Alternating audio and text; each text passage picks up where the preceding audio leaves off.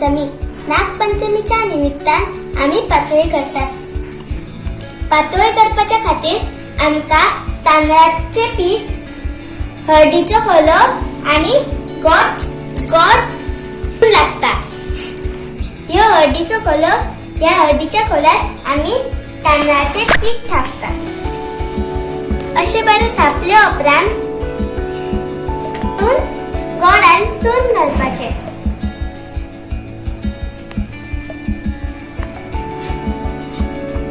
अशी पातोळी बंद करपाची, मागीर ती उकडत घालपाची.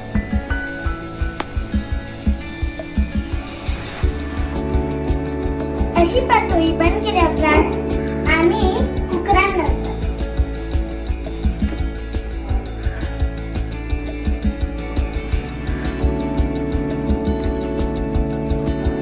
आम्ही बंद केल्या उपरांत 15 मिनिटां उकड्यात धरून जाय.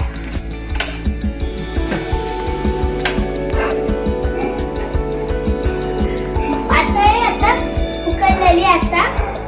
आता ही रेडी आसा. अशी 5 पातोळे आम्ही नैवेद्य म्हणा दाखयतात.